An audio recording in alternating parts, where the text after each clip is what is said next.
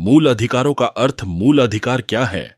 मूल अधिकार भारतीय संविधान द्वारा प्रत्येक नागरिक को दिए गए विशेषाधिकार हैं, जो उनके व्यक्तिगत स्वतंत्रता, समानता और गरिमा को सुनिश्चित करते हैं। ये अधिकार नागरिकों को केवल जीवन जीने के लिए नहीं, बल्कि गरिमामय जीवन जीने का अवसर प्रदान करते हैं।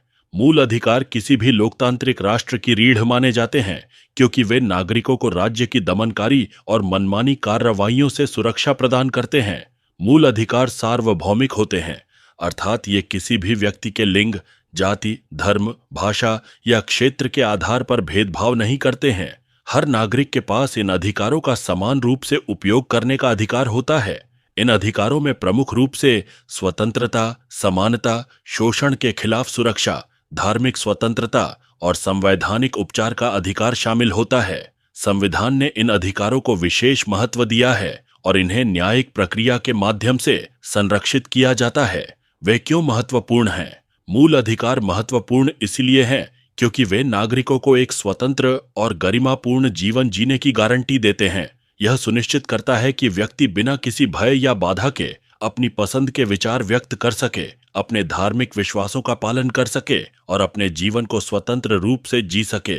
इन अधिकारों के बिना एक समाज में लोकतंत्र और न्याय की अवधारणा अधूरी होगी। ये अधिकार सुनिश्चित करते हैं कि सरकार के पास असीम शक्ति न हो और वह कानून के तहत जिम्मेदार और जवाबदेह हो। यदि किसी नागरिक के मूल अधिकारों का हनन होता है, तो वह अदालत का दरवाजा खटखटा सकता है और न्यायिक उपचार प्राप्त कर सकता है। इन अधिकारों की प्रमुखता सिर्फ एक कानूनी दस्तावेज तक सीमित नहीं है, बल्कि ये हमारे जीवन के हर पहलू से जुड़े होते हैं, चाहे वह हमारी आजादी हो, हमारा सम्मान हो या हमारे धार्मिक विश्वास। ये अधिकार हमारी व्यक्तिगत और सामूहिक सुरक्षा और समृद्धि की गारंटी होते हैं। वे कहां से आए? मूल अधिकारों की अवधारणा भारत में ब्रिटिश शासन के दौरान उभरी, जब भारतीयों को ब्रिटिश शासन के दौरान गंभीर मानवाधिकार हनन का सामना करना पड़ा। इस परिप्रेक्ष्य में भारतीय राष्ट्रीय कांग्रेस और कई स्वतंत्रता सेनानियों ने अधिकारों की सुरक्षा की मांग की।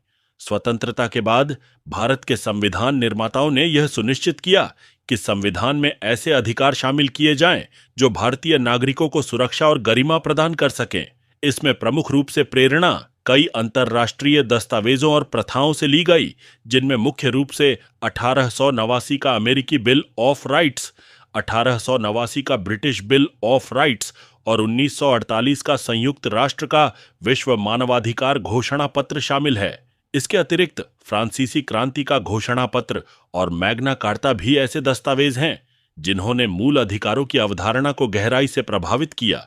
भारत के संविधान निर्माताओं ने इन सभी अंतर्राष्ट्रीय दृष्टांतों का गहन अध्ययन किया और भारत की सामाजिक, आर्थिक और सांस्कृतिक परिस्थितियों को ध्यान में रखते हुए मौलिक अधिकारों को भारतीय संविधान के भाग 3 में सम्मिलित किया। संविधान सभा ने यह सुनिश्चित किया कि ये अधिकार न केवल कागजी हों, बल्कि प्रत्येक नागरिक को एक वास्तविक अधिकार के रूप में मिले। मूल अधिकारों का एक और महत्वपूर्ण स्रोत भारतीय स्वतंत्रता संग्राम के दौरान भारतीय नेताओं और समाज सुधारकों द्वारा उठाई गई मांगें थीं। ये अधिकार उस समय की जरूरतों और चुनौतियों का जवाब थे, जब अंग्रेजों की दमनकारी नीतियों का भारतीयों पर गहरा प्रभाव था। मूल अधिकारों के अंतर्गत कौन कौन से अधिकार आते हैं? भारतीय संविधान के भाग 3 में मूल अधिकारों की सूची दी गई है। इनमें मुख्यतः 6 प्रकार के अधिकार शामिल हैं। 1. समानता का अधिकार, अनुच्छेद 14 से 18 तक। 2. स्वतंत्रता का अधिकार, अनुच्छेद 19 से 22 तक। 3. शोषण के विरुद्ध अधिकार, अनुच्छेद 23-24। 4. धार्मिक स्वतंत्रता का अधिकार, अनुच्छेद 25-28। 5. संस्कृति और शिक्षा का अधिकार, अनुच्छेद 29-30। 6. संवैधानिक उपचारों का अधिकार, अनुच्छेद 32। इन अधिकारों का उद्देश्य नागरिकों को किसी भी प्रकार के दमन, शोषण और अन्याय से सुरक्षित रखना है और साथ ही एक स्वस्थ और प्रगतिशील समाज का निर्माण करना है। अधिकारों के उल्लंघन के मामले में उपचार। यदि किसी नागरिक के मूल अधिकार का हनन होता है, तो उसे अनुच्छेद 22 के तहत सर्वोच्च न्यायालय या उच्च न्यायालय में प्रत्यक्ष रूप से याचिका दायर करने का अधिकार है। यह अधिकार भारतीय नागरिकों के लिए सबसे मजबूत सुरक्षात्मक उपायों में से एक है और इसे संविधान का मूलभूत ढांचा कहा गया है। इस अनुच्छेद के तहत न्यायालय नागरिकों के मौलिक अधिकारों की रक्षा के लिए विभिन्न प्रकार के न्यायिक आदेश जैसे बंदी प्रत्यक्षीकरण, हेबियस कॉर्पस, उत्प्रेषण, मंडमस, निषेध, प्रोहिबिशन, अधिकार पृच्छा, क्वो वारंटो और परमादेश, सेर्टियोरारी जारी कर सकता है। भाग 1, मूल अधिकारों की प्रकृति। मूल अधिकारों की प्रकृति को समझना आवश्यक है क्योंकि ये अधिकार सामान्य कानूनी अधिकारों से अलग होते हैं। इनकी प्रकृति से यह स्पष्ट होता है कि ये अधिकार नागरिकों के लिए कितने महत्वपूर्ण हैं और किस प्रकार से इन्हें संरक्षित किया जाता है। 1, व्यक्तिगत अधिकार बनाम सामूहिक अधिकार। मूल अधिकार आमतौर पर व्यक्तिगत अधिकार होते हैं जो हर व्यक्ति के स्वतंत्रता, गरिमा और सुरक्षा की गारंटी करते हैं, जैसे कि अनुच्छेद 21 के तहत जीवन और व्यक्तिगत स्वतंत्रता का अधिकार। यह प्रत्येक व्यक्ति को बिना किसी भेदभाव के गरिमापूर्ण जीवन जीने का अधिकार प्रदान करता है। वहीं कुछ अधिकार सामूहिक अधिकारों के रूप में होते हैं जो एक विशिष्ट समूह या समुदाय के लिए होते हैं, जैसे कि अनुच्छेद 29 और 30 के तहत अल्पसंख्यकों के सांस्कृतिक और शैक्षणिक अधिकार। यह सुनिश्चित करता है कि प्रत्येक सांस्कृतिक या भाषाई अल्पसंख्यक समूह को अपनी भाषा, संस्कृति और धर्म का पालन करने और उसकी शिक्षा प्राप्त करने का अधिकार हो। व्यक्तिगत अधिकार एक व्यक्ति की स्वतंत्रता और समानता सुनिश्चित करते हैं, जबकि सामूहिक अधिकार समाज के विशेष समूहों की पहचान, सुरक्षा और विकास की गारंटी देते हैं। 2, नकारात्मक अधिकार बनाम सकारात्मक अधिकार। मूल अधिकारों की एक महत्वपूर्ण विशेषता यह है कि इनमें नकारात्मक और सकारात्मक दोनों प्रकार के अधिकार होते हैं। नकारात्मक अधिकार ऐसे अधिकार होते हैं जो राज्य या किसी अन्य व्यक्ति द्वारा किसी प्रकार के हस्तक्षेप से सुरक्षा प्रदान करते हैं। उदाहरण के लिए, अनुच्छेद 19 के तहत अभिव्यक्ति की स्वतंत्रता एक नकारात्मक अधिकार है जो राज्य को नागरिकों की इस स्वतंत्रता में हस्तक्षेप करने से रोकता है। सकारात्मक अधिकार ऐसे अधिकार होते हैं जिनके तहत राज्य को नागरिकों की आवश्यकताओं की पूर्ति के लिए सकारात्मक कदम उठाने होते हैं, जैसे अनुच्छेद 21A के तहत शिक्षा का अधिकार। यह राज्य को बाध्य करता है कि वह 6 से 14 वर्ष की आयु के बच्चों के लिए मुफ्त और अनिवार्य शिक्षा प्रदान करे। नकारात्मक अधिकार जहां राज्य के हस्तक्षेप को रोकते हैं, वहीं सकारात्मक अधिकार राज्य से नागरिकों के लिए उचित संसाधन और सुविधाएं प्रदान करने की अपेक्षा रखते हैं। 3, कानूनी अधिकार बनाम नैतिक अधिकार। मूल अधिकार कानूनी अधिकार होते हैं जिन्हें संविधान द्वारा संरक्षित किया गया है और जिनके उल्लंघन पर न्यायालय में याचिका दायर की जा सकती है। उदाहरण के लिए, यदि किसी व्यक्ति का अनुच्छेद 21 के तहत जीवन का अधिकार हनन होता है तो वह सीधे सर्वोच्च या उच्च न्यायालय में याचिका दायर कर सकता है। इसके विपरीत नैतिक अधिकार वे होते हैं जिनका कानूनी रूप से कोई प्रवर्तन नहीं होता, परंतु वे समाज और व्यक्ति के नैतिक आचरण से संबंधित होते हैं। उदाहरण के लिए, किसी व्यक्ति का सम्मान करने का अधिकार नैतिक हो सकता है, लेकिन यह कानूनी रूप से संरक्षित नहीं होता जब तक कि वह किसी मौलिक अधिकार के तहत न आता हो। कानूनी अधिकारों का उल्लंघन होने पर व्यक्ति न्यायालय की शरण ले सकता है, लेकिन नैतिक अधिकारों का उल्लंघन समाज की नैतिकता और संस्कृति पर निर्भर करता है। 4, न्यायिक प्रवर्तन योग्य। मूल अधिकारों की एक विशेषता यह है कि वे न्यायिक रूप से प्रवर्तन योग्य होते हैं। इसका मतलब यह है कि यदि किसी भी व्यक्ति के मूल अधिकारों का हनन होता है तो वह न्यायालय में याचिका दायर कर सकता है। यह उन्हें कानूनी संरक्षण के तहत लाता है और उन्हें किसी भी अन्य साधारण कानूनी अधिकार से अधिक प्रभावी बनाता है। भारतीय संविधान के अनुच्छेद 22 और 226 के तहत सर्वोच्च और उच्च न्यायालय क्रमशः नागरिकों को उनके मूल अधिकारों के उल्लंघन के खिलाफ सुरक्षा प्रदान कर सकते हैं। यह अधिकार इन अदालतों को विशेष रूप से मूल अधिकारों के उल्लंघन के मामलों की सुनवाई और निपटान का अधिकार प्रदान करता है। यही कारण है कि डॉक्टर B.R. अंबेडकर ने अनुच्छेद 32 को संविधान का हृदय और आत्मा कहा था। 5, सीमितता और युक्तियुक्त प्रतिबंध। मूल अधिकार पूर्ण नहीं होते, इन पर कुछ प्रतिबंध भी लगाए जा सकते हैं। यह सीमाएं इसलिए होती हैं ताकि इन अधिकारों का दुरुपयोग न हो और समाज में सामूहिक हितों की रक्षा हो सके। उदाहरण के लिए, अनुच्छेद 19(2) के तहत अभिव्यक्ति की स्वतंत्रता पर सार्वजनिक व्यवस्था, नैतिकता और राष्ट्रीय सुरक्षा जैसे मामलों में उचित प्रतिबंध लगाए जा सकते हैं। इसका उद्देश्य यह सुनिश्चित करना होता है कि नागरिकों की स्वतंत्रता अन्य लोगों की स्वतंत्रता, सुरक्षा और समाज के सामान्य हित के विपरीत न हो।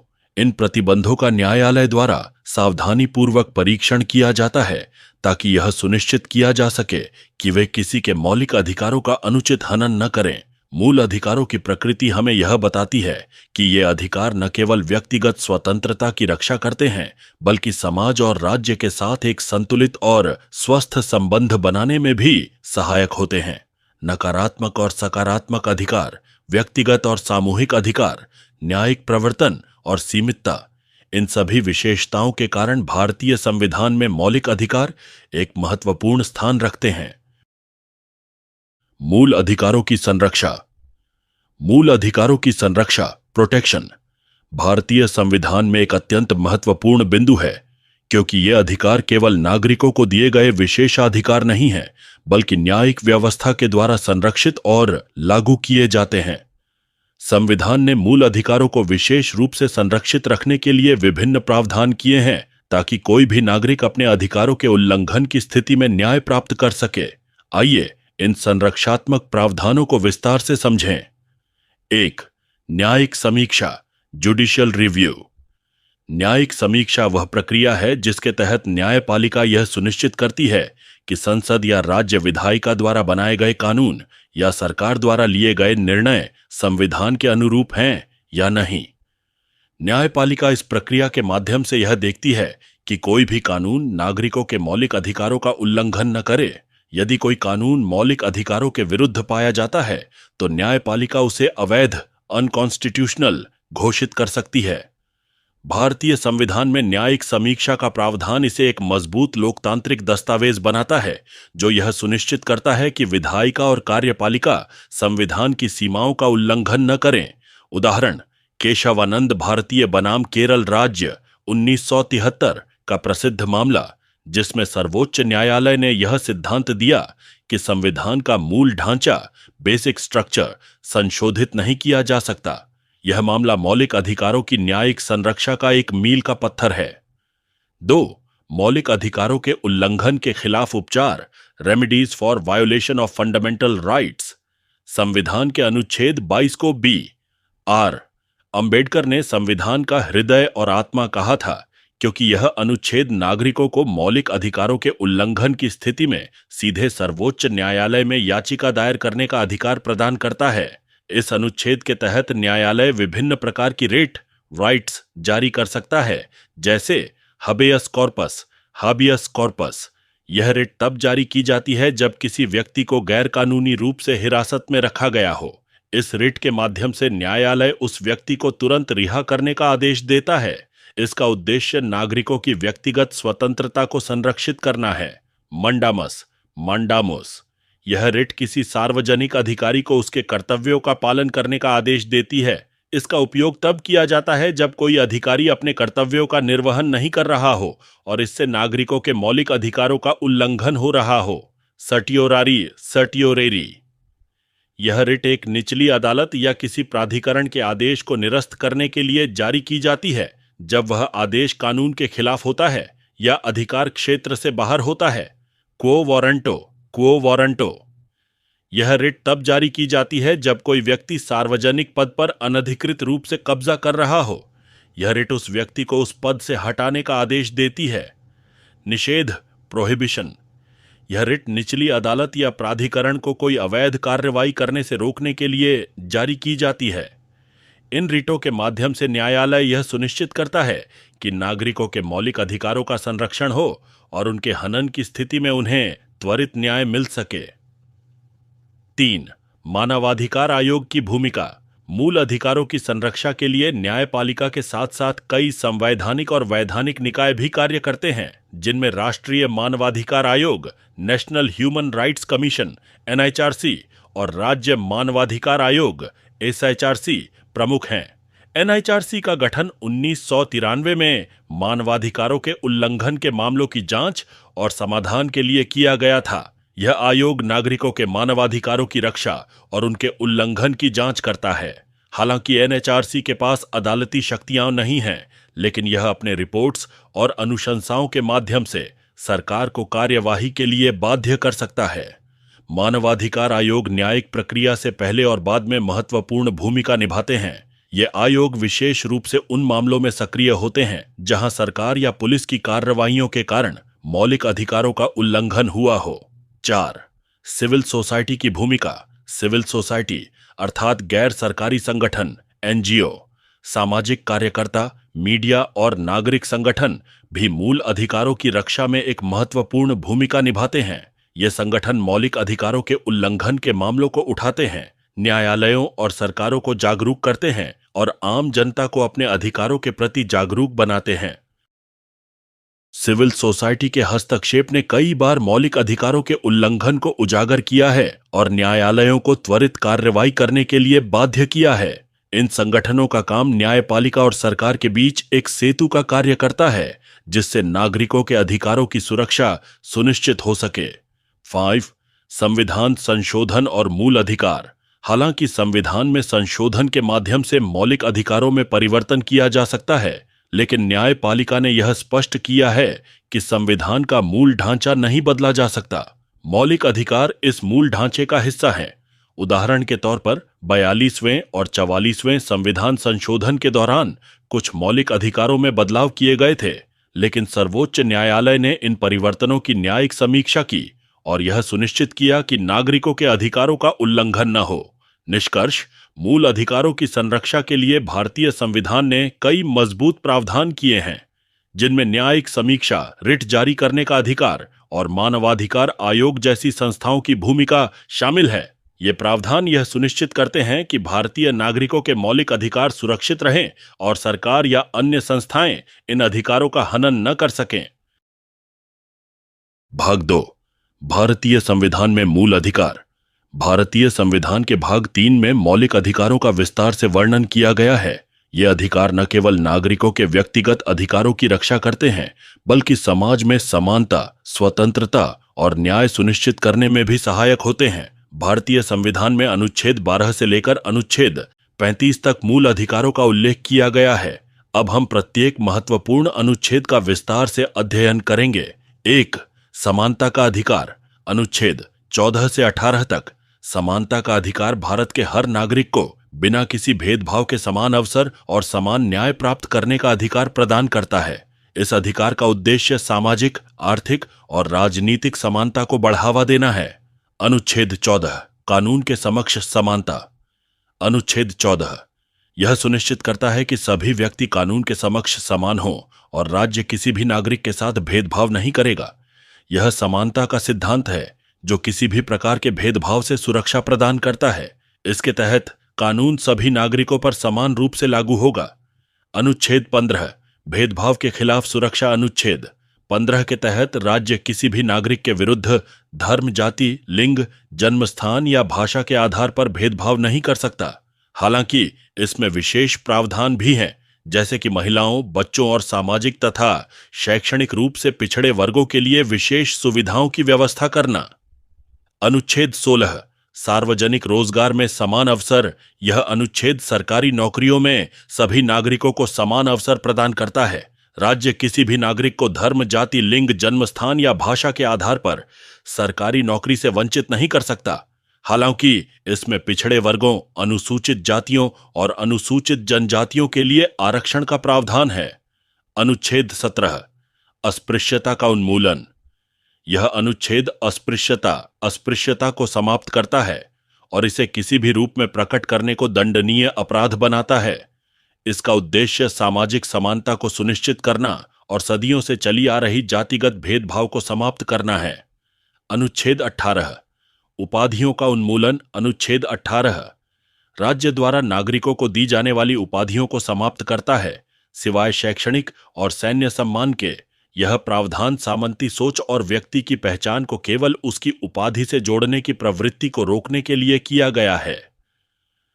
2. स्वतंत्रता का अधिकार। अनुच्छेद 19 से 22 स्वतंत्रता का अधिकार भारतीय नागरिकों को उनके मौलिक जीवन में विभिन्न प्रकार की स्वतंत्रता प्रदान करता है। यह अधिकार नागरिकों को अपनी इच्छा के अनुसार जीवन जीने और व्यक्तिगत स्वतंत्रता का आनंद लेने का अवसर देता है।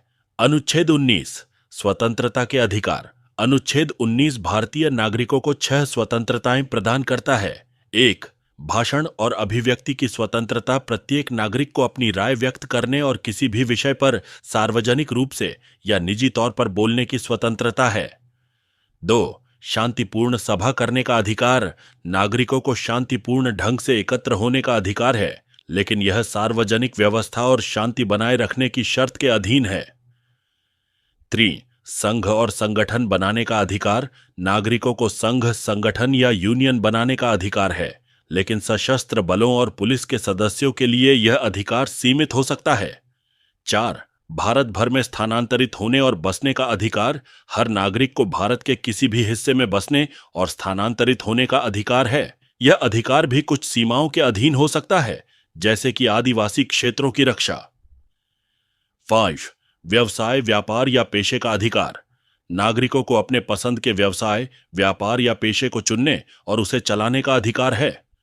अनुच्छेद 20 दोष सिद्धि के खिलाफ संरक्षण। अनुच्छेद 20 3 प्रमुख प्रावधानों के माध्यम से नागरिकों को दोष सिद्धि के खिलाफ सुरक्षा प्रदान करता है। 1. पूर्वव्यापी कानूनों के विरुद्ध सुरक्षा, एक्स पोस्ट फैक्टो लॉज। कोई भी नागरिक किसी ऐसे कानून के आधार पर दंडित नहीं किया जा सकता जो उस अपराध के घटित होने के बाद बनाया गया हो। 2. 2 बार सजा नहीं दी जाएगी, डबल जॉपर्डी। एक ही अपराध के लिए किसी भी व्यक्ति को 2 बार दंडित नहीं किया जा सकता। 3. आत्म गवाह बनने के लिए बाध्य नहीं किया जाएगा। किसी भी व्यक्ति को उसके खिलाफ साक्ष्य देने के लिए बाध्य नहीं किया जा सकता।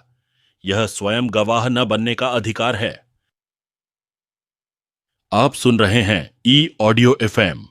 इस अद्वितीय ऑडियो बुक का आनंद लें। अनुच्छेद 21 जीवन और व्यक्तिगत स्वतंत्रता का अधिकार। यह अनुच्छेद नागरिकों को जीवन और व्यक्तिगत स्वतंत्रता की सुरक्षा प्रदान करता है। इसका दायरा व्यापक है और इसमें गरिमापूर्ण जीवन जीने के सभी पहलू शामिल हैं। सर्वोच्च न्यायालय ने इसे जीवन का अधिकार के रूप में व्याख्यायित किया है, जिसमें जीवन के हर क्षेत्र में गरिमा, व्यक्तिगत सुरक्षा और स्वतंत्रता की गारंटी दी गई है। अनुच्छेद 21A शिक्षा का अधिकार। यह अनुच्छेद 6 से 14 वर्ष के बच्चों के लिए मुफ्त और अनिवार्य शिक्षा का प्रावधान करता है। इसे 86वें संविधान संशोधन के माध्यम से शामिल किया गया था। यह सकारात्मक अधिकार है जो राज्य को बाध्य करता है कि वह इस आयु वर्ग के बच्चों को शिक्षा उपलब्ध कराए। अनुच्छेद 22 गिरफ्तारियों के खिलाफ सुरक्षा। अनुच्छेद 22 गिरफ्तार किए गए व्यक्तियों को कुछ अधिकार प्रदान करता है, जैसे 1. गिरफ्तारी के कारणों की जानकारी का अधिकार। 2. अधिवक्ता से परामर्श और बचाव का अधिकार। 3. मजिस्ट्रेट के समक्ष 24 घंटे के भीतर पेश किए जाने का अधिकार। 4. कुछ मामलों में बिना परीक्षण के लंबे समय तक हिरासत में रखने से सुरक्षा। यह अनुच्छेद यह सुनिश्चित करता है कि व्यक्ति की स्वतंत्रता और गरिमा को बनाए रखा जाए और उसे अनुचित तरीके से हिरासत में न रखा जाए। तीसरा, शोषण के विरुद्ध अधिकार। अनुच्छेद 23 से 24 तक भारतीय संविधान में शोषण के विरुद्ध अधिकार यह सुनिश्चित करने के लिए हैं कि कोई भी नागरिक अन्यायपूर्ण, अमानवीय या शोषणकारी व्यवहार का शिकार न हो। यह अधिकार उन लोगों की सुरक्षा के लिए विशेष रूप से बनाए गए हैं जो कमजोर या हाशिए पर हैं, जैसे कि श्रमिक और गरीब वर्ग। यह अधिकार श्रम शोषण, जबरन श्रम और बच्चों के शोषण को रोकने पर केंद्रित है। अनुच्छेद 23 मानव तस्करी और जबरन श्रम पर प्रतिबंध। अनुच्छेद 23 यह सुनिश्चित करता है कि भारत में मानव तस्करी, जबरन श्रम और अन्य शोषणकारी प्रथाओं को रोका जाए। इसका उद्देश्य समाज में गरीब, कमजोर और शोषित वर्गों की रक्षा करना है। आइए इस अनुच्छेद के प्रमुख बिंदुओं पर गौर करें। 1. मानव तस्करी पर प्रतिबंध। यह अनुच्छेद मानव तस्करी, विशेष रूप से महिलाओं और बच्चों की तस्करी को अवैध घोषित करता है। मानव तस्करी में किसी व्यक्ति को खरीदने, बेचने या उनके साथ अनुचित व्यवहार करने के कार्य शामिल हैं। यह अनुच्छेद सुनिश्चित करता है कि किसी भी व्यक्ति को गुलामी या बंधुआ मजदूरी में नहीं रखा जाएगा। मानव तस्करी का अपराध गंभीर है और इसके लिए कठोर दंड का प्रावधान है। 2. जबरन श्रम, फोर्स्ड लेबर पर प्रतिबंध। अनुच्छेद 23 यह भी कहता है कि किसी व्यक्ति से जबरन श्रम नहीं कराया जा सकता। जबरन श्रम का मतलब है कि किसी व्यक्ति से उसकी इच्छा के विरुद्ध काम कराया जाए, चाहे वह मजदूरी दी जाए या न दी जाए। इस प्रकार के श्रम को भारत में अवैध घोषित किया गया है। जबरन श्रम में अक्सर गरीब या कमजोर वर्ग के लोग फंस जाते हैं, जिनसे उनकी इच्छा के विरुद्ध कार्य कराया जाता है। संविधान इस प्रकार के शोषण की कड़ी निंदा करता है। उदाहरण, भारत में बंधुआ मजदूरी, बॉन्डेड लेबर प्रथा लंबे समय तक एक गंभीर समस्या रही है। बंधुआ मजदूर अक्सर कर्ज के जाल में फंसकर अपने जीवन भर के लिए किसी जमींदार या ठेकेदार के अधीन कार्य करने के लिए मजबूर हो जाते थे। इस अनुच्छेद के तहत बंधुआ मजदूरी को अवैध करार दिया गया है और इसे रोकने के लिए सरकार ने बंधुआ मजदूरी उन्मूलन अधिनियम 1976 भी लागू किया। 3. सार्वजनिक उद्देश्यों के लिए सेवाएं अनुच्छेद 23 का एक अन्य महत्वपूर्ण प्रावधान यह है कि सार्वजनिक सेवा के उद्देश्यों के लिए राज्य किसी नागरिक से सेवाएं मांग सकता है, बशर्ते वह शोषणकारी न हो और सभी नागरिकों पर समान रूप से लागू हो।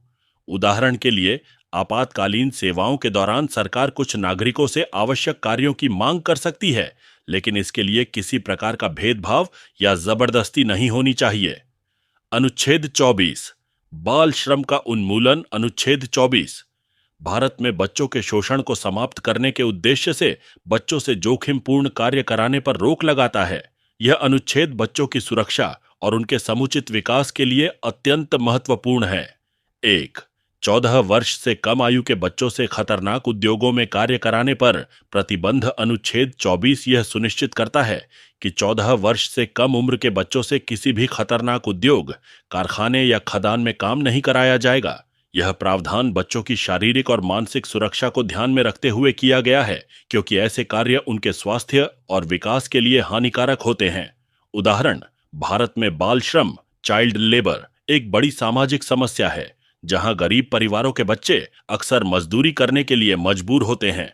बाल श्रम निषेध और विनियमन अधिनियम 1986 ने बाल श्रम पर प्रतिबंध लगाने के लिए इस अनुच्छेद के तहत सख्त कानून बनाए हैं। इसके बावजूद भी बाल श्रम आज भी एक गंभीर चुनौती बना हुआ है, विशेष रूप से असंगठित क्षेत्रों में।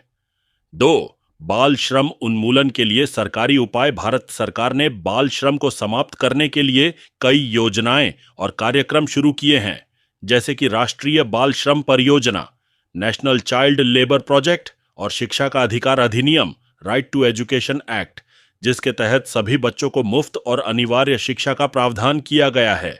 शिक्षा का अधिकार अनुच्छेद 21A और बाल श्रम पर प्रतिबंध अनुच्छेद 24 एक साथ मिलकर यह सुनिश्चित करते हैं कि सभी बच्चे स्कूल जाएं और उन्हें उनके अधिकारों का पूर्ण लाभ मिले। यह न केवल बच्चों के शोषण को रोकता है, बल्कि उन्हें शिक्षा और बेहतर जीवन के अवसर प्रदान करता है।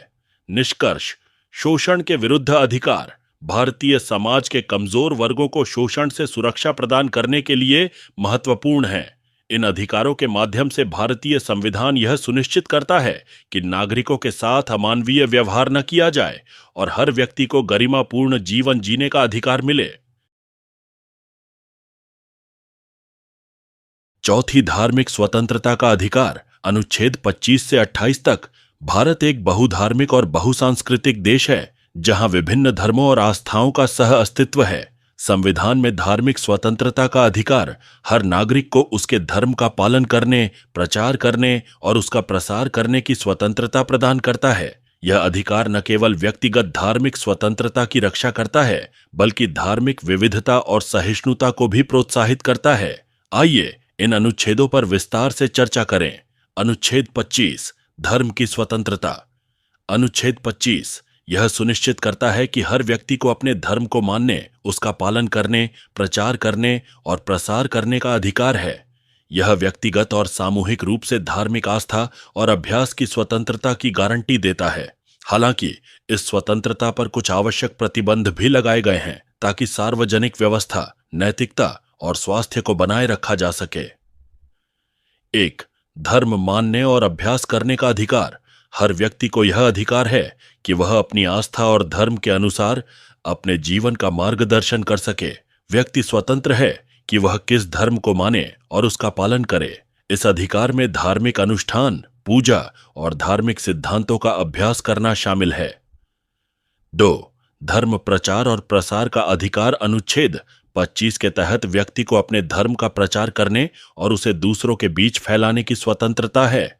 हालांकि यह प्रचार और प्रसार बिना किसी जबरदस्ती या धोखे के होना चाहिए। जबरन धर्म परिवर्तन इस अनुच्छेद के अंतर्गत अनुमति प्राप्त नहीं है। उदाहरण, भारत में कई धार्मिक संगठन अपने धर्म के सिद्धांतों का प्रचार करते हैं और अन्य लोगों को अपने धर्म की ओर आकर्षित करने का प्रयास करते हैं। लेकिन यदि किसी व्यक्ति को जबरदस्ती या प्रलोभन देकर धर्म परिवर्तन कराया जाता है तो यह अवैध माना जाएगा। 3. प्रतिबंध। इस अनुच्छेद में दी गई धार्मिक स्वतंत्रता पूर्ण नहीं है। इसे सार्वजनिक व्यवस्था, नैतिकता और स्वास्थ्य के आधार पर सीमित किया जा सकता है। उदाहरण के लिए, यदि किसी धार्मिक अनुष्ठान से समाज में शांति भंग होती है या किसी की स्वास्थ्य सुरक्षा खतरे में पड़ती है तो राज्य इस पर नियंत्रण लगा सकता है। अनुच्छेद 26 धार्मिक मामलों का प्रबंधन। अनुच्छेद 26 धार्मिक समूहों या समुदायों को यह अधिकार प्रदान करता है कि वे स्वतंत्र रूप से अपने धार्मिक मामलों का प्रबंधन कर सकें। इसके तहत धार्मिक संस्थाएं स्वतंत्र रूप से अपनी आंतरिक व्यवस्था, संपत्ति और धार्मिक कार्यों का संचालन कर सकती हैं। 1. धार्मिक संस्थाओं की स्वतंत्रता। किसी भी धार्मिक समूह को अपने धार्मिक संस्थानों का प्रबंधन करने, धार्मिक उद्देश्य से संपत्ति रखने और उसे संचालित करने की स्वतंत्रता है। यह अधिकार धार्मिक संस्थानों को अपनी आंतरिक व्यवस्था और कार्य प्रणाली के अनुसार कार्य करने की अनुमति देता है। 2. धार्मिक शिक्षा और प्रचार। धार्मिक संस्थाएं अपने धर्म के प्रचार और प्रसार के लिए कार्यक्रम आयोजित कर सकती हैं, धार्मिक शिक्षा दे सकती हैं और अपने धर्म के सिद्धांतों के अनुसार अपने अनुयायियों का मार्गदर्शन कर सकती हैं। उदाहरण, मंदिर, मस्जिद, गुरुद्वारा या चर्च जैसे धार्मिक संस्थान स्वतंत्र रूप से अपनी धार्मिक गतिविधियों का संचालन करते हैं। वे धार्मिक उत्सवों, अनुष्ठानों और सामाजिक कार्यक्रमों का आयोजन करते हैं। 3. प्रतिबंध। अनुच्छेद 26 के तहत दी गई स्वतंत्रता भी सार्वजनिक व्यवस्था, नैतिकता और स्वास्थ्य की शर्तों के अधीन है। यदि किसी धार्मिक संस्थान की गतिविधियां समाज में अशांति या असुरक्षा पैदा करती हैं तो राज्य इसमें हस्तक्षेप कर सकता है। अनुच्छेद 27 धार्मिक कार्यों के लिए कर से छूट। अनुच्छेद 27 यह सुनिश्चित करता है कि राज्य किसी भी नागरिक को किसी विशेष धर्म के प्रचार या पालन के लिए कर का भुगतान करने के लिए बाध्य नहीं कर सकता। इसका मतलब है कि राज्य को धर्मनिरपेक्ष, सेक्युलर बने रहना होगा और नागरिकों पर किसी धार्मिक क्रियाकलाप के लिए कर नहीं लगाया जा सकता। 1. धर्म और कर का पृथक्करण। राज्य नागरिकों से किसी विशेष धार्मिक कार्य या संस्थान को बढ़ावा देने के लिए कर एकत्र नहीं कर सकता।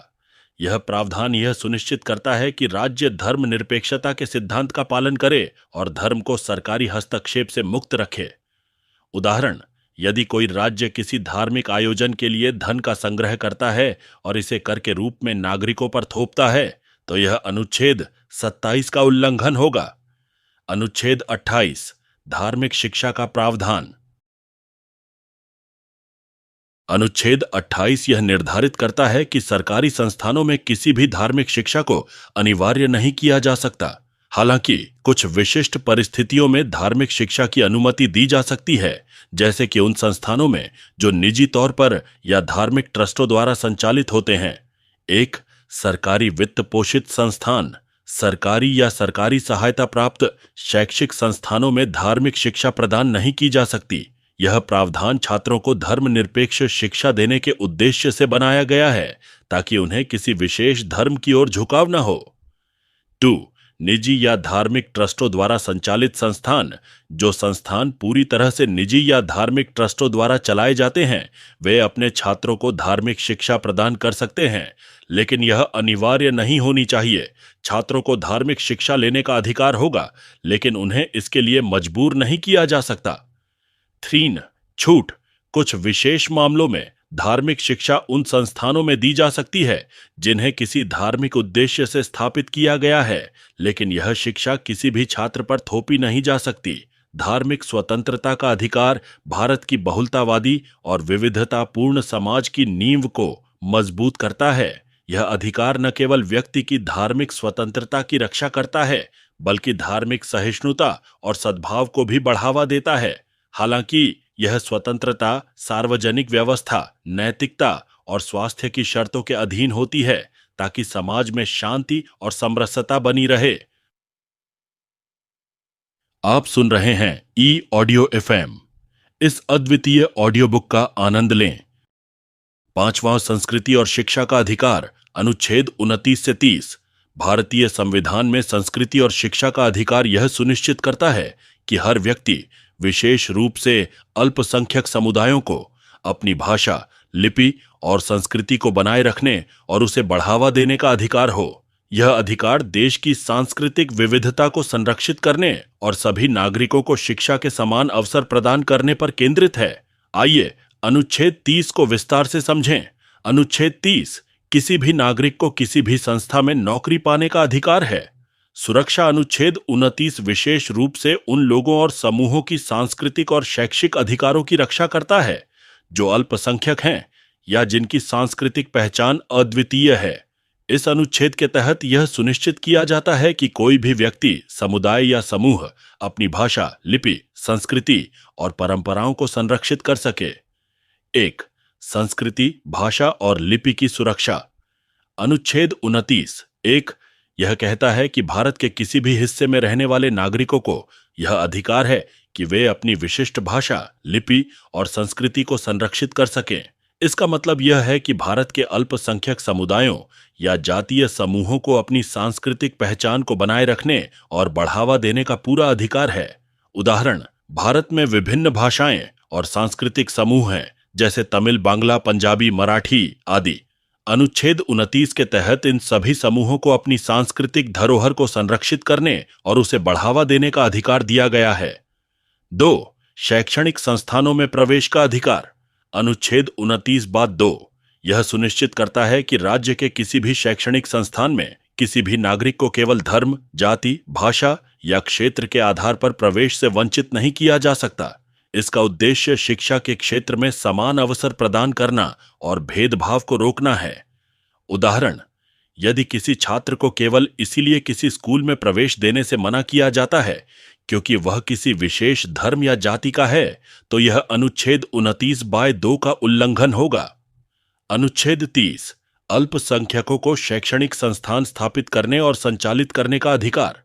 अनुच्छेद 30 भारत के अल्पसंख्यक समुदायों को यह अधिकार प्रदान करता है कि वे अपनी पसंद के शैक्षणिक संस्थान स्थापित कर सकें और उन्हें संचालित कर सकें। प्रावधान सांस्कृतिक और धार्मिक अल्पसंख्यकों को अपनी भाषा, लिपि और संस्कृति को संरक्षित करने के लिए आवश्यक शिक्षा प्रदान करने का अधिकार देता है। 1. शैक्षणिक संस्थान स्थापित करने का अधिकार। अनुच्छेद 30 यह कहता है कि सभी धार्मिक और भाषाई अल्पसंख्यक समुदायों को यह अधिकार है कि वे अपनी पसंद के शैक्षणिक संस्थान स्थापित करें और उन्हें संचालित करें। इसका उद्देश्य यह सुनिश्चित करना है कि अल्पसंख्यक अपनी पहचान बनाए रख सकें और अपने बच्चों को अपनी संस्कृति और भाषा में शिक्षा दे सकें। उदाहरण, एक मुस्लिम या सिख समुदाय के पास यह अधिकार है कि वे अपने धार्मिक या सांस्कृतिक मूल्यों के आधार पर स्कूल या कॉलेज स्थापित कर सकें, जहां उनके बच्चे अपनी भाषा और धर्म के बारे में शिक्षा प्राप्त कर सकें। 2. सरकारी सहायता प्राप्त करने का अधिकार। अनुच्छेद 30 बाय 2 यह सुनिश्चित करता है कि यदि राज्य किसी शैक्षणिक संस्थान को वित्तीय सहायता प्रदान करता है, तो वह केवल इस आधार पर किसी अल्पसंख्यक संस्थान को सहायता से वंचित नहीं कर सकता कि वह किसी विशेष धार्मिक या भाषाई अल्पसंख्यक द्वारा चलाया जा रहा है। उदाहरण, यदि राज्य किसी सरकारी सहायता प्राप्त स्कूल को धनराशि प्रदान करता है, तो उसे किसी भी अल्पसंख्यक स्कूल को भी उसी तरह की सहायता प्रदान करनी होगी, बशर्ते वह शिक्षा के मानकों को पूरा करता हो। सांस्कृतिक और शैक्षणिक अधिकारों का महत्व। संविधान में संस्कृति और शिक्षा के अधिकारों का विशेष रूप से ध्यान रखा गया है ताकि भारत की सांस्कृतिक विविधता बनी रहे। यह अधिकार सुनिश्चित करते हैं कि अल्पसंख्यक अपनी संस्कृति को सुरक्षित रखते हुए अपनी आने वाली पीढ़ियों को शिक्षा प्रदान कर सकें। शिक्षा के क्षेत्र में भेदभाव को रोकने और सभी को समान अवसर प्रदान करने के लिए ये प्रावधान महत्वपूर्ण है। एक संस्कृति की सुरक्षा। भारत के सभी नागरिकों, विशेष रूप से अल्पसंख्यकों को यह अधिकार दिया गया है कि वे अपनी सांस्कृतिक धरोहर को संरक्षित करें और अपनी विशिष्ट पहचान को बनाए रखें। यह प्रावधान भारत की सांस्कृतिक विविधता को प्रोत्साहित करता है और सभी समूहों को समानता का अधिकार देता है। 2. शिक्षा में समानता। अनुच्छेद 29(2) के तहत किसी भी छात्र को शिक्षा प्राप्त करने से केवल जाति, धर्म, भाषा या क्षेत्र के आधार पर वंचित नहीं किया जा सकता। यह शिक्षा के क्षेत्र में समान अवसरों को बढ़ावा देता है और भेदभाव को समाप्त करता है। 3.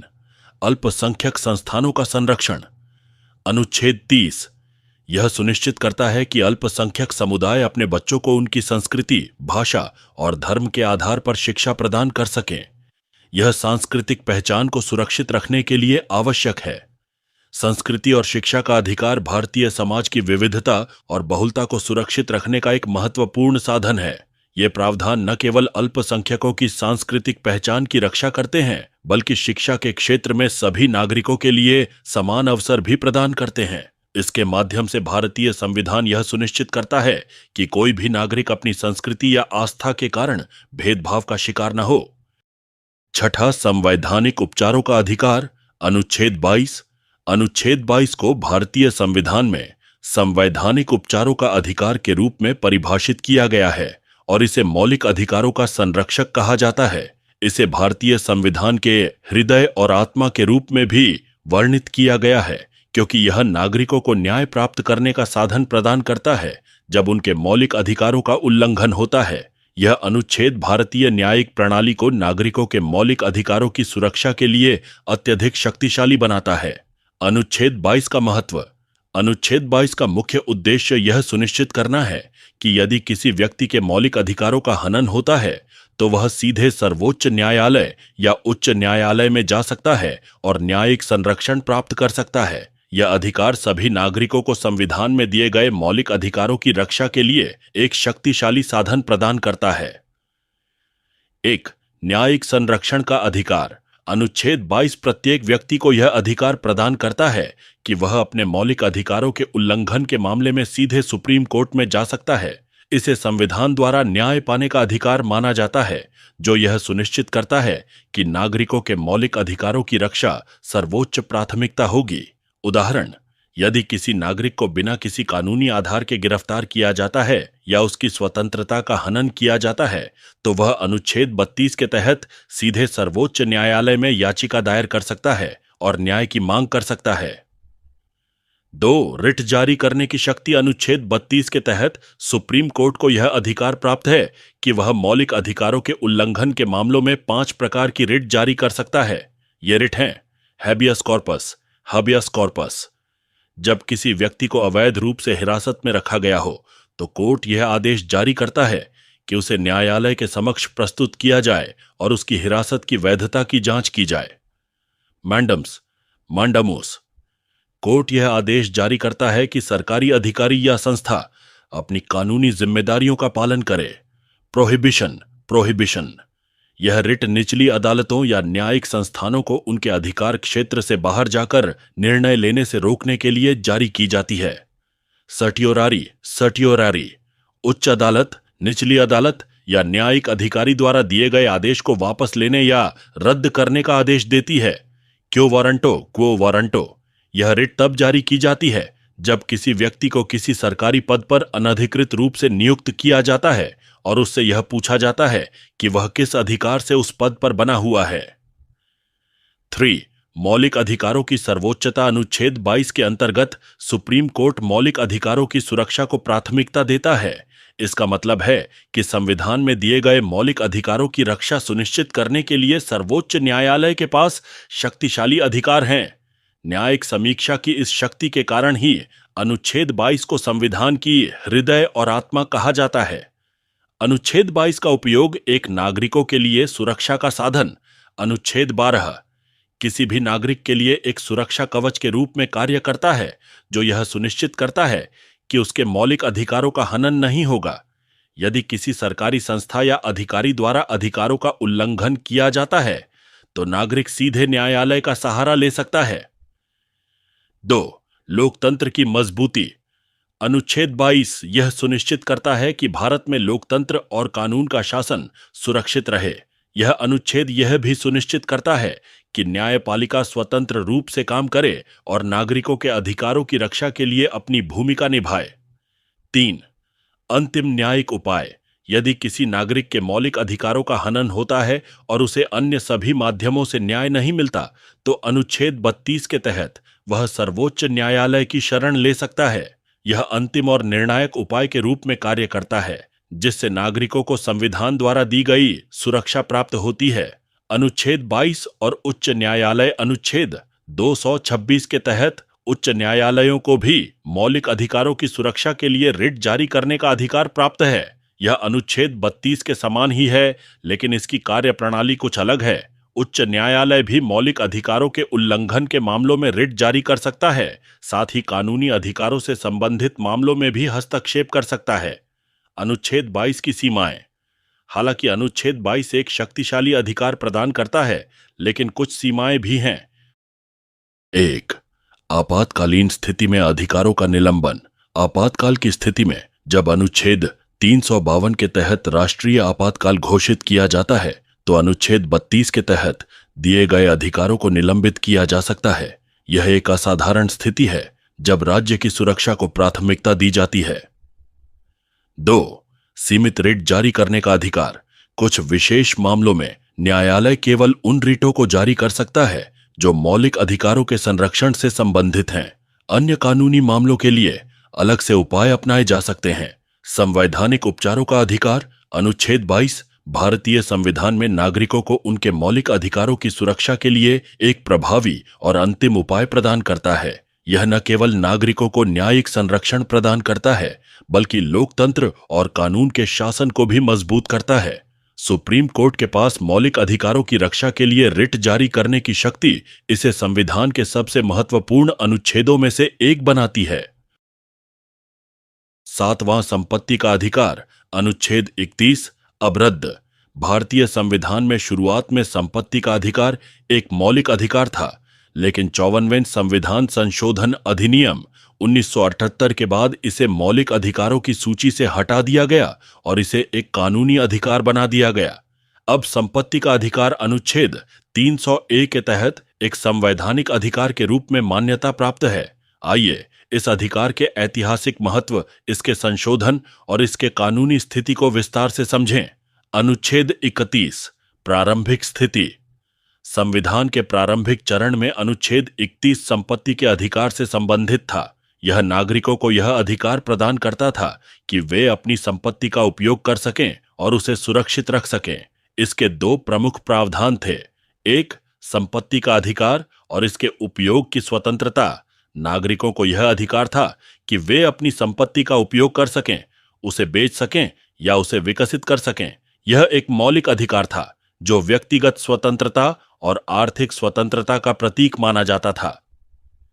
2. अन्यायपूर्ण तरीके से संपत्ति का अधिग्रहण नहीं। अनुच्छेद 33 यह भी सुनिश्चित करता था कि राज्य किसी भी नागरिक की संपत्ति को जबरदस्ती अधिग्रहित नहीं कर सकता, सिवाय इसके कि उसे उचित मुआवजा प्रदान किया जाए। इस प्रावधान का उद्देश्य था कि कोई भी व्यक्ति अपनी संपत्ति से वंचित न हो, और अगर उसे संपत्ति से वंचित किया जाता है तो उसे उचित मुआवजा मिले। संपत्ति के अधिकार का संशोधन। हालांकि संपत्ति का अधिकार मौलिक अधिकारों में से एक था, लेकिन यह अधिकार स्वतंत्र भारत में लगातार विवाद का विषय बना रहा। भूमि सुधार कार्यक्रमों जैसे जमींदारी उन्मूलन और भूमि पुनर्वितरण के कारण संपत्ति के अधिकार के मुद्दे पर कई बार सरकार और नागरिकों के बीच टकराव हुआ। भूमि सुधार और संपत्ति अधिकारों में टकराव। स्वतंत्रता के बाद भारत में भूमि सुधार की योजनाओं के तहत सरकार ने जमींदारी व्यवस्था को समाप्त करने का प्रयास किया। इन सुधारों के तहत बड़ी संख्या में जमींदारों से उनकी भूमि ली गई और छोटे किसानों को वितरित की गई। इस प्रक्रिया के दौरान कई जमींदारों ने सरकार के इस कदम को अनुच्छेद 31 के तहत चुनौती दी और यह मामला अदालतों में कई बार पहुंचा।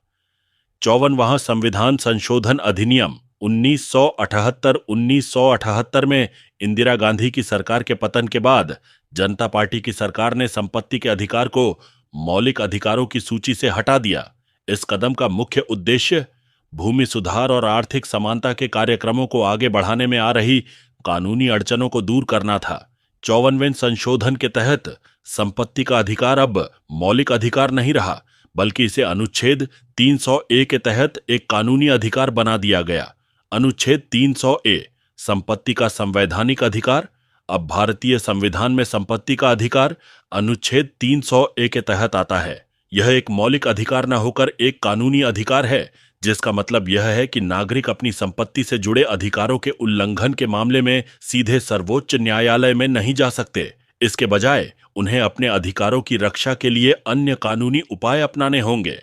एक, संपत्ति से वंचित करने का अधिकार। अनुच्छेद 300A के तहत राज्य के पास यह अधिकार है कि वह कानून के अनुसार नागरिकों से उनकी संपत्ति का अधिग्रहण कर सकता है, बशर्ते यह प्रक्रिया कानूनी ढंग से हो। अब किसी नागरिक को संपत्ति से वंचित करने पर उसे आवश्यक मुआवजा प्रदान करना राज्य की बाध्यता नहीं है, जैसा कि पहले अनुच्छेद 31 के तहत था।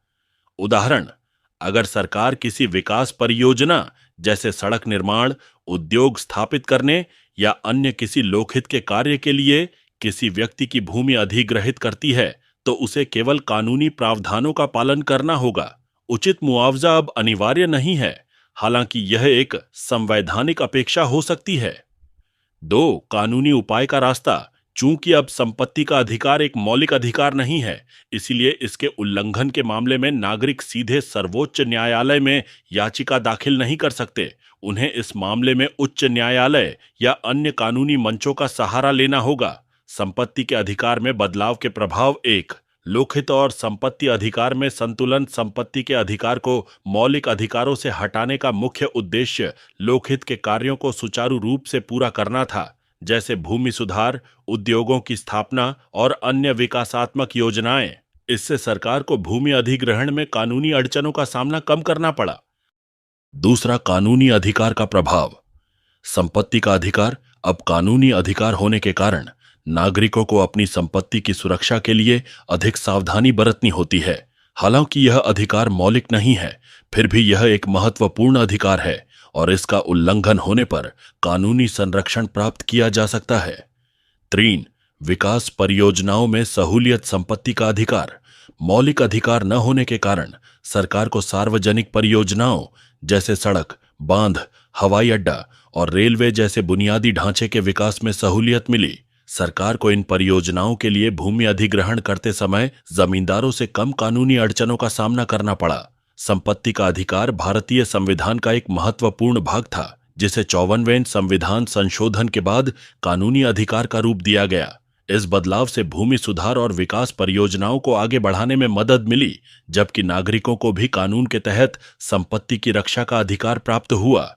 हालांकि यह अब मौलिक अधिकार नहीं है, लेकिन यह संवैधानिक ढांचे में एक महत्वपूर्ण भूमिका निभाता है, जिससे सरकार और नागरिकों के बीच संतुलन बना रहता है। आप सुन रहे हैं ई-ऑडियो FM। इस अद्वितीय ऑडियो बुक का आनंद लें। भाग 3, मौलिक अधिकारों पर हालिया घटनाक्रम से शुरू करते हैं। मौलिक अधिकारों की चुनौतियां। आतंकवाद और राष्ट्रीय सुरक्षा में मौलिक अधिकारों की चुनौती। मूल अधिकारों पर प्रभाव। आतंकवाद के खिलाफ सख्त कानून अक्सर आम नागरिकों के मौलिक अधिकारों पर भी असर डालते हैं, जैसे किसी संदिग्ध व्यक्ति को हिरासत में रखने के अधिकार के तहत बिना मुकदमा चलाए भी लंबी अवधि तक जेल में रखा जा सकता है। इसे निवारक निरोध कहा जाता है, जो एक व्यक्ति की व्यक्तिगत स्वतंत्रता को सीमित करता है और अनुच्छेद 21 के तहत प्रदत्त जीवन और व्यक्तिगत स्वतंत्रता के अधिकार का उल्लंघन माना जा सकता है। सुरक्षा बनाम स्वतंत्रता का संतुलन। राज्य की जिम्मेदारी होती है कि वह राष्ट्रीय सुरक्षा को सर्वोपरि मानते हुए लोगों की जान माल की रक्षा करे। आतंकवादी घटनाओं के खतरे को ध्यान में रखते हुए सरकार नागरिकों की सुरक्षा सुनिश्चित करने के लिए निवारक और आक्रामक कार्रवाई करती है। उदाहरण के लिए, सार्वजनिक स्थानों पर सुरक्षा जांच और सर्विलांस बढ़ाना, फोन कॉल या इंटरनेट पर निगरानी रखना आदि सभी मौलिक अधिकारों को सीमित कर सकते हैं। संवैधानिक और कानूनी चुनौतियां। इस संदर्भ में यह सवाल उठता है कि मौलिक अधिकारों और राष्ट्रीय सुरक्षा के बीच संतुलन कैसे स्थापित किया जाए। सुप्रीम कोर्ट ने अपने कई फैसलों में स्पष्ट किया है कि व्यक्तिगत स्वतंत्रता को पूरी तरह नकारा नहीं जा सकता, लेकिन सार्वजनिक सुरक्षा के मामलों में इसे सीमित किया जा सकता है। न्यायालय ने कहा है कि ऐसे सभी कानून जो राष्ट्रीय सुरक्षा के लिए बनते हैं, उनका परीक्षण यह देखने के लिए होना चाहिए कि वे अनुचित रूप से अनुचित प्रतिबंध तो नहीं हैं। प्रभाव। इस संतुलन की कमी से कभी-कभी नागरिकों के मौलिक अधिकारों का दमन भी हो सकता है। उदाहरण के लिए, कश्मीर में इंटरनेट बंदी और पब्लिक मूवमेंट पर प्रतिबंध लगाने से वहां के लोगों के अभिव्यक्ति, संचार और सूचना तक पहुंच के अधिकार में कमी आई है। इसके चलते लोगों की शिक्षा, रोजगार और निजी जीवन पर भी असर पड़ा है। मानवाधिकार संगठनों की भूमिका। कई मानवाधिकार संगठनों ने सरकार द्वारा उठाए गए सख्त कदमों पर सवाल उठाए हैं और कहा है कि यह अधिकारों का उल्लंघन है। इन संगठनों का मानना है कि आतंकवाद से निपटने के लिए सुरक्षा कानून होना जरूरी है, परंतु इसमें भी संविधान के अनुरूप मौलिक अधिकारों का सम्मान होना चाहिए। 2. साइबर सुरक्षा और गोपनीयता व्याख्या। डिजिटल युग में तकनीकी प्रगति के साथ साथ साइबर अपराध और डेटा सुरक्षा की चुनौतियां भी बढ़ गई हैं। हर दिन लाखों लोग इंटरनेट का उपयोग करते हैं, जिससे व्यक्तिगत डेटा और गोपनीय जानकारी का ऑनलाइन लेन देन होता है। ऐसी स्थिति में साइबर सुरक्षा का प्रश्न मौलिक अधिकारों के साथ गहराई से जुड़ा हुआ है। गोपनीयता का अधिकार। सुप्रीम कोर्ट ने अपने ऐतिहासिक फैसले के एस पुट्टास्वामी बनाम भारत संघ 2017 में गोपनीयता को मौलिक अधिकार माना। इसके तहत अनुच्छेद 21 में जीवन और व्यक्तिगत स्वतंत्रता के अधिकार में गोपनीयता को शामिल किया गया। इससे नागरिकों को यह अधिकार मिलता है कि उनकी व्यक्तिगत जानकारी उनकी अनुमति के बिना न तो सरकार और न ही निजी कंपनियां साझा कर सकें। साइबर सुरक्षा के तहत मौलिक अधिकारों पर प्रभाव। जैसे जैसे साइबर अपराध बढ़ रहे हैं, सरकार को कई कठोर कदम उठाने पड़े हैं, जैसे डेटा की निगरानी, सोशल मीडिया पर नियंत्रण और इंटरनेट पर आपत्तिजनक सामग्री को प्रतिबंधित करना। लेकिन इसके तहत डेटा का संग्रहण और डिजिटल गतिविधियों पर निगरानी का मौलिक अधिकारों पर गहरा असर पड़ सकता है। डेटा संरक्षण कानून की आवश्यकता। भारत सरकार ने इस आवश्यकता को समझते हुए डेटा संरक्षण कानून का प्रस्ताव रखा है। इसके तहत नागरिकों की व्यक्तिगत जानकारी को सुरक्षित करने के नियम बनाए गए हैं, ताकि निजी कंपनियां और सरकार इसे अनधिकृत रूप से उपयोग न कर सके। यह कानून नागरिकों को उनके डेटा पर नियंत्रण देता है और कंपनियों और संगठनों को गोपनीयता बनाए रखने की बाध्यता करता है। चुनौतियां। हालांकि गोपनीयता का अधिकार मौलिक अधिकार है, लेकिन साइबर सुरक्षा के मामलों में कभी-कभी यह अधिकार सीमित भी किया जा सकता है। जैसे किसी साइबर अपराध की जांच के लिए डिजिटल संचार की निगरानी की आवश्यकता हो सकती है, जिससे व्यक्ति की गोपनीयता का हनन हो सकता है। आगे की राह। साइबर सुरक्षा और गोपनीयता के बीच संतुलन बनाए रखना चुनौतीपूर्ण है। सरकार और न्यायालय का दायित्व है कि वे नागरिकों की सुरक्षा सुनिश्चित करने के साथ साथ उनके मौलिक अधिकारों का सम्मान भी करें। इस दिशा में मजबूत साइबर सुरक्षा कानून और डेटा संरक्षण नीतियां एक संतुलन बनाने का प्रयास कर रही हैं। तीसरी, पर्यावरण संरक्षण व्याख्या। आधुनिक युग में पर्यावरण प्रदूषण और प्राकृतिक संसाधनों का अत्यधिक दोहन एक गंभीर चुनौती बन चुका है। जहां पर्यावरण संरक्षण आवश्यक है, वहीं मौलिक अधिकारों के बीच इसका संतुलन बनाना भी महत्वपूर्ण है। अनुच्छेद 21 के तहत जीवन का अधिकार केवल शारीरिक जीवन ही नहीं, बल्कि एक स्वस्थ और सुरक्षित पर्यावरण में जीवन जीने का अधिकार भी प्रदान करता है। इस प्रकार प्रदूषण और पर्यावरणीय समस्याएं नागरिकों के स्वास्थ्य और जीवन की गुणवत्ता को प्रभावित करती है, जो उनके मौलिक अधिकारों पर प्रतिकूल प्रभाव डालती हैं। न्यायिक दृष्टिकोण। न्यायालय ने कई मामलों में पर्यावरण संरक्षण को मौलिक अधिकार का हिस्सा माना है। उदाहरण के लिए सुभाष कुमार बनाम बिहार राज्य 1991 में सुप्रीम कोर्ट ने कहा कि साफ पानी और स्वच्छ वातावरण का अधिकार अनुच्छेद 21 में शामिल है। इससे यह स्पष्ट होता है कि स्वस्थ वातावरण भी एक मौलिक अधिकार है। सरकार द्वारा उठाए गए कदम। सरकार ने विभिन्न कानून और नीतियां बनाई हैं, जैसे पर्यावरण संरक्षण अधिनियम 1986, जो प्रदूषण को नियंत्रित करने और पर्यावरण को संरक्षित करने के लिए बनाए गए हैं। साथ ही न्यायालय ने भी समय समय पर प्रदूषण को कम करने के लिए कठोर आदेश दिए हैं, जैसे कि बड़े शहरों में वाहनों की संख्या को नियंत्रित करना, कारखानों के उत्सर्जन पर प्रतिबंध लगाना आदि। संघर्ष और संतुलन। उद्योगों और विकास कार्यों को रोकना व्यावहारिक रूप से कठिन है, क्योंकि यह अर्थव्यवस्था और रोजगार के लिए महत्वपूर्ण है, लेकिन इनके चलते पर्यावरण को होने वाला नुकसान भी अनदेखा नहीं किया जा सकता। उदाहरण के लिए नई सड़कों का निर्माण, बांधों का निर्माण और जंगलों का कटाव पर्यावरण को नुकसान पहुंचाते हैं, लेकिन ये परियोजनाएं विकास के लिए आवश्यक मानी जाती हैं।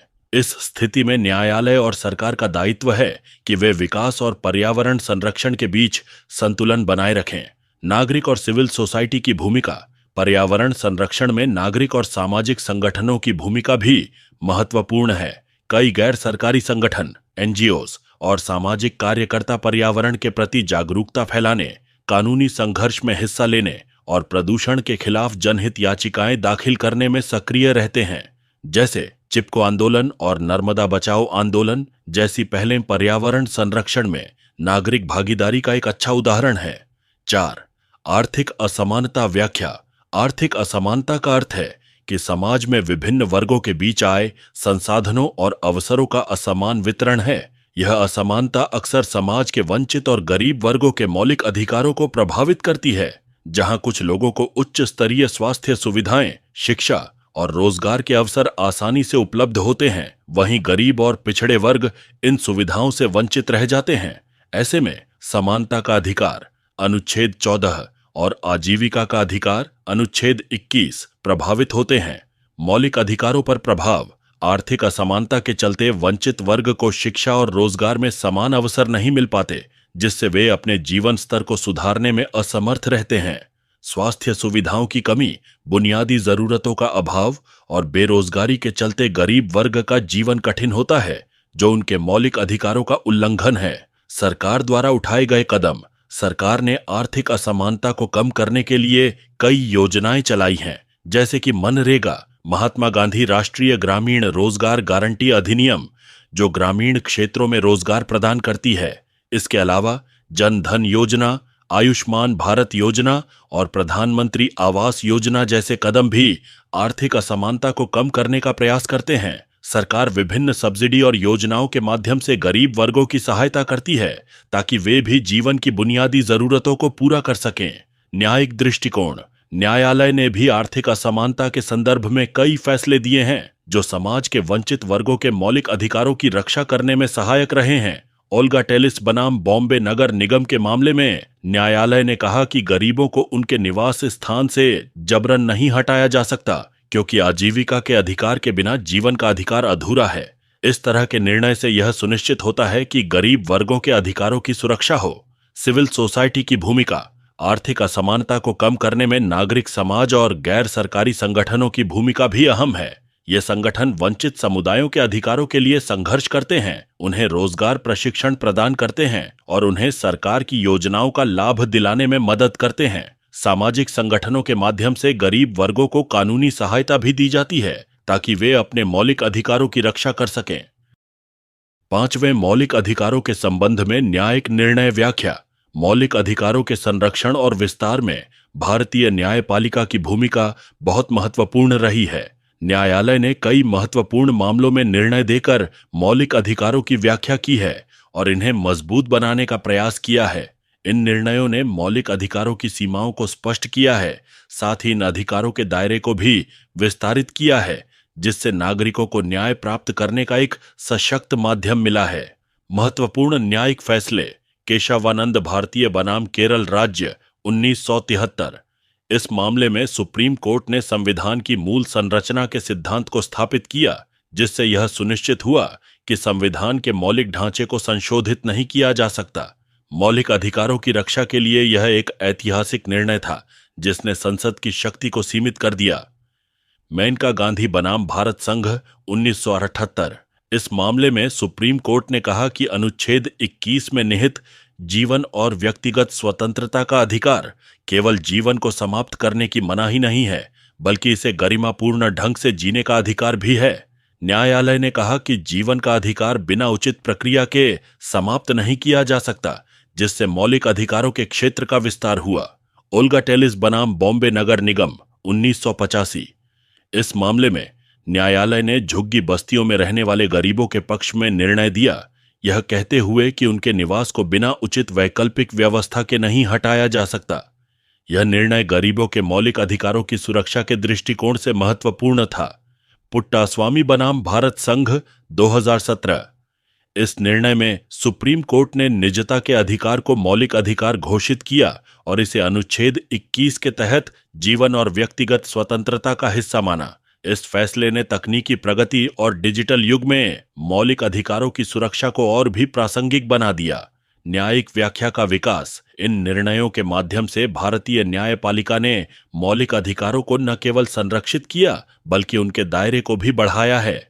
उदाहरण के लिए अनुच्छेद 21 में शामिल जीवन का अधिकार अब सिर्फ शारीरिक जीवन को सुरक्षित रखने तक सीमित नहीं है, बल्कि ये एक गरिमापूर्ण जीवन जीने के अधिकार के रूप में विस्तृत हो गया है। मौलिक अधिकारों की रक्षा में न्यायपालिका की सक्रिय भूमिका। भारतीय न्यायपालिका की सक्रियता से यह सुनिश्चित होता है कि नागरिकों के मौलिक अधिकारों का उल्लंघन न हो। न्यायालय के कई फैसले नागरिकों के अधिकारों को संरक्षित करने में मील का पत्थर साबित हुए हैं, जिससे भारतीय लोकतंत्र में मौलिक अधिकारों की नींव और भी मजबूत हुई है। आप सुन रहे हैं ऑडियो FM। इस अद्वितीय ऑडियो बुक का आनंद लें। छठी सरकार द्वारा उठाए गए कदम व्याख्या। मौलिक अधिकारों की रक्षा और उन्हें प्रभावी ढंग से लागू करने के लिए सरकार ने विभिन्न स्तरों पर कदम उठाए हैं। ये कदम कानूनी और नीतिगत दोनों रूपों में लिए गए हैं ताकि समाज के सभी वर्गों को इन अधिकारों का लाभ मिल सके। सरकार मौलिक अधिकारों के संरक्षण के लिए कानून बनाती है, प्रशासनिक तंत्र को सशक्त बनाती है और जरूरत पड़ने पर नीतिगत सुधार भी करती है। मौलिक अधिकारों की रक्षा के लिए कानून और नीतियां। सरकार ने मौलिक अधिकारों को लागू करने के लिए कई कानून बनाए हैं। उदाहरण के लिए अनुसूचित जाति जनजाति अत्याचार निवारण अधिनियम SC/ST एक्ट। यह अधिनियम अनुसूचित जाति और जनजातियों के अधिकारों की रक्षा करता है और उनके खिलाफ होने वाले भेदभाव और अत्याचार को रोकता है। सूचना का अधिकार अधिनियम RTI एक्ट। यह अधिनियम नागरिकों को सरकार के कामकाज के बारे में जानकारी प्राप्त करने का अधिकार देता है, जिससे शासन में पारदर्शिता और जवाबदेही सुनिश्चित होती है। बाल श्रम निषेध और विनियमन अधिनियम। यह कानून बच्चों के अधिकारों की रक्षा करता है और बाल श्रम को प्रतिबंधित करता है। इसके माध्यम से बच्चों के शिक्षा और जीवन के मौलिक अधिकारों को सुरक्षित किया जाता है। मानवाधिकार आयोग की भूमिका। सरकार ने मानवाधिकारों के उल्लंघन को रोकने और पीड़ितों को न्याय दिलाने के लिए राष्ट्रीय मानवाधिकार आयोग NHRC की स्थापना की है। NHRC मौलिक अधिकारों से जुड़े मामलों की जांच करता है और यह सुनिश्चित करता है कि पीड़ितों को न्याय मिले। आयोग समय समय पर मानवाधिकारों की सुरक्षा के लिए सिफारिशें भी करता है और सरकार को नीति निर्माण में सहायता करता है। सामाजिक और आर्थिक अधिकारों के लिए योजनाएं और कार्यक्रम। सरकार विभिन्न योजनाओं और कार्यक्रमों के माध्यम से नागरिकों के जीवन को बेहतर बनाने और सामाजिक आर्थिक अधिकारों की रक्षा करती है। उदाहरण के लिए स्वच्छ भारत अभियान। इस अभियान का उद्देश्य नागरिकों को साफ सुथरा वातावरण प्रदान करना है, जो स्वस्थ जीवन और गरिमा के अधिकार को सुनिश्चित करता है। आयुष्मान भारत योजना। इस योजना के माध्यम से गरीब और वंचित वर्ग को स्वास्थ्य सुविधाएं प्रदान की जाती है, जो उनके जीवन और स्वास्थ्य के मौलिक अधिकार को संरक्षित करता है। प्रधानमंत्री जन धन योजना।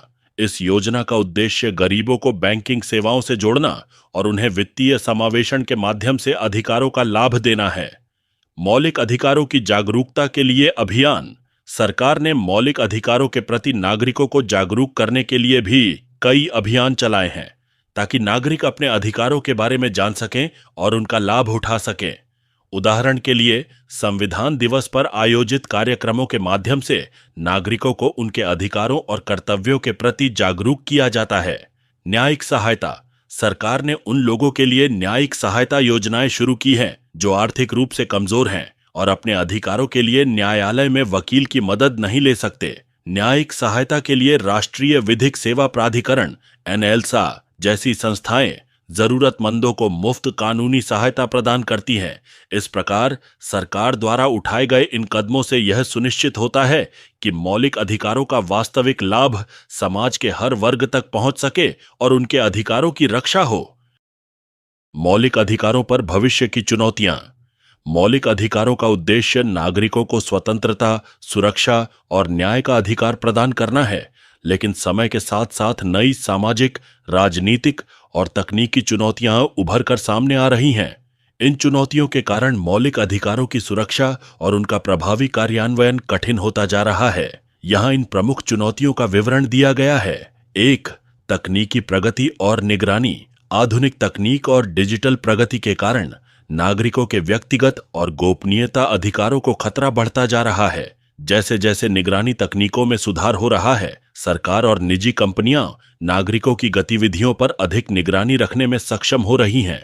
उदाहरण के लिए सर्विलांस कैमरे, फेस रिकॉग्निशन टेक्नोलॉजी और इंटरनेट मॉनिटरिंग जैसे उपकरणों का उपयोग बढ़ रहा है। इससे व्यक्तिगत स्वतंत्रता और गोपनीयता के अधिकार पर असर पड़ता है। इस चुनौती का समाधान ढूंढना आवश्यक है ताकि तकनीकी प्रगति के साथ नागरिकों की स्वतंत्रता और गोपनीयता की रक्षा की जा सके।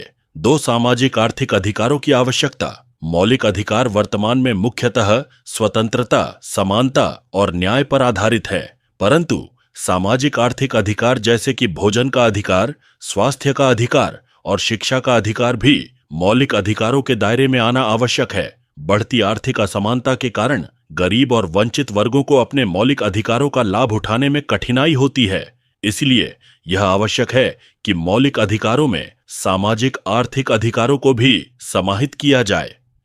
3. अंतर्राष्ट्रीय मानवाधिकार कानून के साथ तालमेल। मानवाधिकारों के क्षेत्र में अंतर्राष्ट्रीय स्तर पर अनेक संधियाओं और कानून बनाए गए हैं। जैसे कि समानता और धार्मिक स्वतंत्रता के अधिकार को सुनिश्चित करने के लिए अंतर्राष्ट्रीय समझौतों की आवश्यकता होती है। भारतीय मौलिक अधिकारों का अंतर्राष्ट्रीय मानवाधिकार कानूनों के साथ तालमेल बिठाना महत्वपूर्ण है ताकि वैश्विक स्तर पर मानवाधिकारों के मानकों का पालन किया जा सके। इसके लिए सरकार को अंतर्राष्ट्रीय स्तर पर अधिक सक्रिय होना पड़ेगा और भारतीय संविधान के मौलिक अधिकारों को भी अपडेट करने की आवश्यकता हो सकती है। 4. नागरिक समाज की भूमिका। नागरिक समाज और गैर सरकारी संगठन एनजीओ मौलिक अधिकारों की रक्षा में महत्वपूर्ण भूमिका निभाते हैं। वे मानवाधिकार उल्लंघनों को उजागर करते हैं, नागरिकों को उनके अधिकारों के प्रति जागरूक करते हैं और सरकार से जवाबदेही की मांग करते हैं। भविष्य में नागरिक समाज की भूमिका और भी महत्वपूर्ण होगी क्योंकि मौलिक अधिकारों की सुरक्षा के लिए जनता की जागरूकता और सक्रियता आवश्यक है। लेकिन सरकार द्वारा नागरिक समाज संगठनों पर नियामक और वैधानिक नियंत्रण बढ़ता जा रहा है, जिससे उनकी स्वतंत्रता में कमी आ सकती है। इसे लोकतांत्रिक दृष्टिकोण से संतुलित रखना एक चुनौती होगी। मौलिक अधिकारों पर ये चुनौतियां यह संकेत देती हैं कि सरकार, न्यायपालिका और नागरिक समाज को मिलकर इन अधिकारों को मजबूती से लागू करने के लिए प्रयासरत रहना होगा। भाग 4, यूपीएसएससी परीक्षा में मौलिक अधिकारों का महत्व। मौलिक अधिकारों का अध्ययन न केवल नागरिकों के लिए महत्वपूर्ण है, बल्कि यूपीएसएससी और अन्य प्रतियोगी परीक्षाओं में भी इसका विशेष महत्व है। मौलिक अधिकारों से संबंधित विषयों की अच्छी समझ होना यूपीएसएससी अभ्यर्थियों के लिए आवश्यक है, क्योंकि यह शासन, राजनीति और सामाजिक न्याय के सिद्धांतों को समझने में सहायक होता है। आइए यूपीएसएससी परीक्षा में मौलिक अधिकारों के महत्व पर विस्तार से चर्चा करें। 1. यूपीएसएससी परीक्षा में मौलिक अधिकारों से संबंधित प्रश्न। सामान्य अध्ययन पेपर 2। मौलिक अधिकारों के विषय में अधिकतर प्रश्न सामान्य अध्ययन पेपर 2 में पूछे जाते हैं, जो कि शासन, संविधान, राजनीति और सामाजिक न्याय जैसे विषयों को कवर करता है।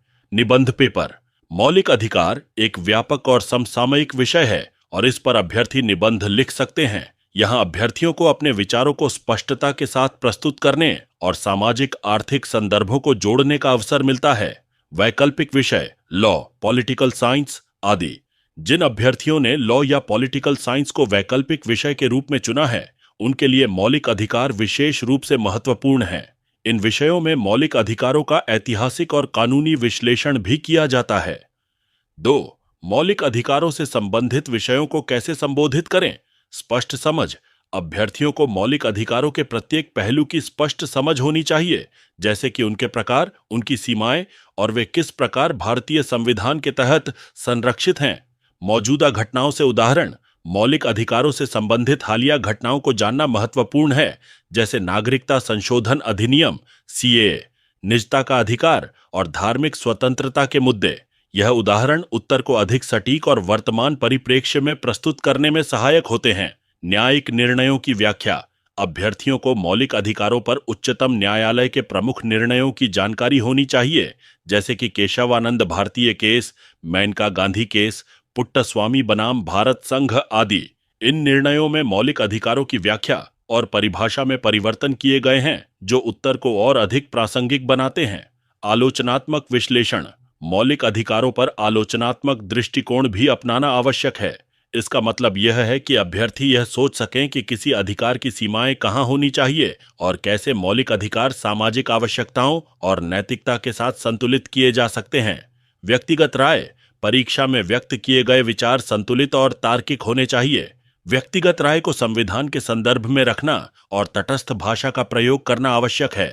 यूपीएससी परीक्षा में मौलिक अधिकारों का ज्ञान न केवल सिविल सेवा के प्रारंभिक और मुख्य परीक्षा में सहायक है, बल्कि अभ्यर्थियों को एक प्रभावी और जागरूक सिविल सेवक बनने में भी मदद करता है।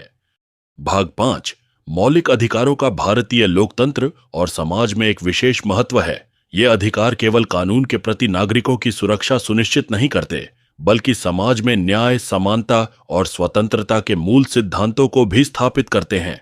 आइए इस भाग में भारत में मौलिक अधिकारों के महत्व, उनकी मजबूती के लिए आगे के कदम और उनके भविष्य पर चर्चा करें। 1. भारत में मौलिक अधिकारों का महत्व, लोकतंत्र और न्याय। मौलिक अधिकार लोकतंत्र की नींव हैं।